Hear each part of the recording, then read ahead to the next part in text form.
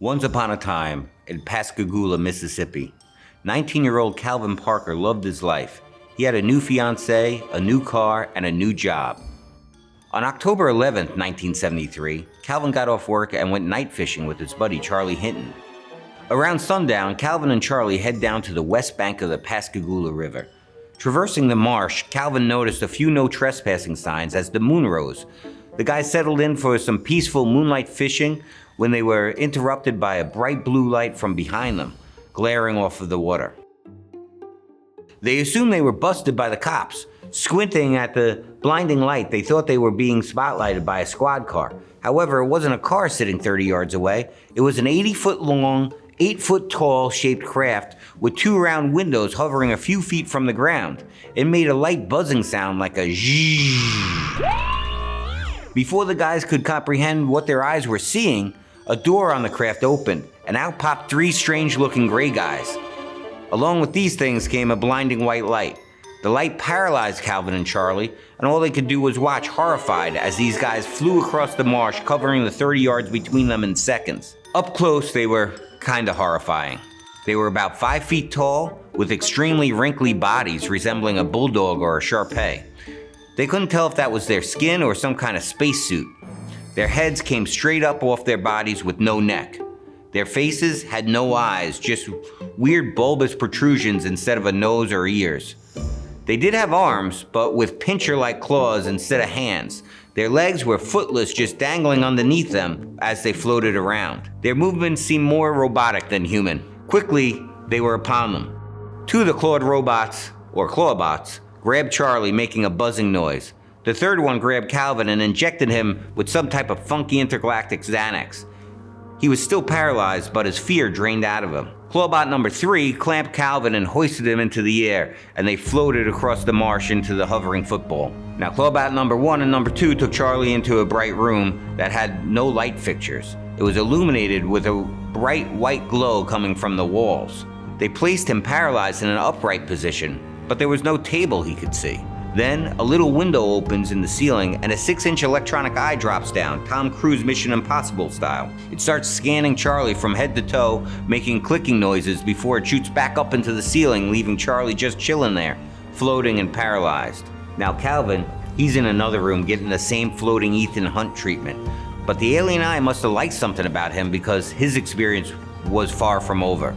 Another creature entered the room from behind, but Calvin couldn't turn his head. He could just move his eyes back and forth, trying to get a glimpse.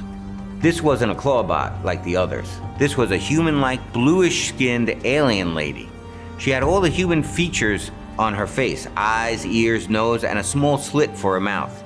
She started examining Calvin, circling him, pinching his cheeks like my Italian grandmother. Come here, GIINO. That's when things took a turn. It went from a scene in a sci-fi movie to a horror movie. Miss Lady Alien reaches up and grabs Calvin by the chin, and he could see that her two middle fingers were like talons that were 4 inches longer than her other digits.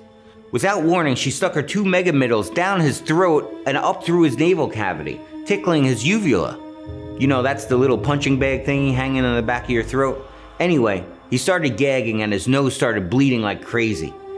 Calvin's convinced this is it. He's gonna be killed. He hears her say, "I'm not gonna hurt you." But her mouth isn't moving. She's just tickling his throat and brain talking at him. "I'm not gonna hurt you," she repeats. This does nothing to relax him, so she pulls her fingers out of his face and Clamps comes back and shoots him up with some more of those space ludes. And then the clawbots dumped him back on the riverbank. Calvin is frozen with his arms stretched out until he hears Charlie call to him from the ground. The ship takes off straight up into the air with a flash and left them wondering what the hell just happened. They run back to Calvin's new car to find the windows are shattered. Good luck collecting on that insurance claim. Another unique thing about this abduction is that there's a real-time record of events immediately after the abduction. On the way back into town, Charlie asked Calvin to stop at the local diner so he could take a pee and make a phone call.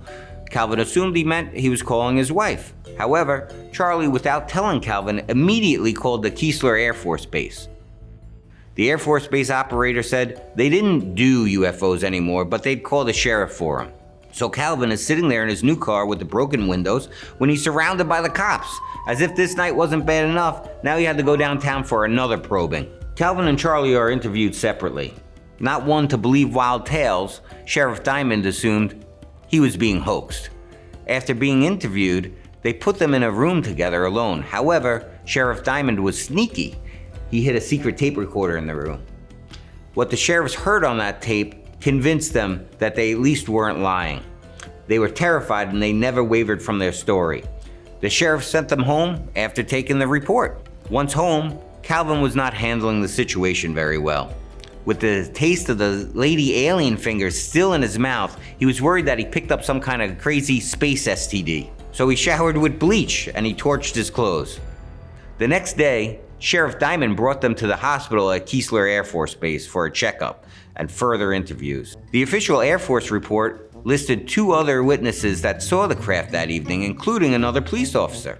The Air Force investigators gave them 3 polygraph tests each, which they passed. Charlie would go on to talk about the event to anyone who'd listen. The media, UFO conferences, or while fishing, Calvin basically went into hiding.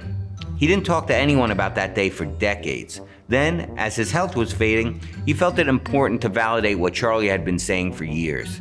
And as the story gained more notoriety, it led to more witnesses coming out of the Pascagoula woodwork.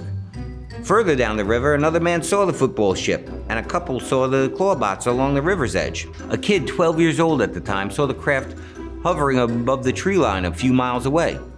A teenage girl was walking her dog by the river, and they were both paralyzed, stuck watching the ship for 15 minutes, while Calvin was inside getting finger gagged. So that's the story of the Pascagoula UFO incident. It's now 50 years old and still considered one of the most credible fourth kind of abduction incidents. And with all that, they lived happily ever after. Kind of.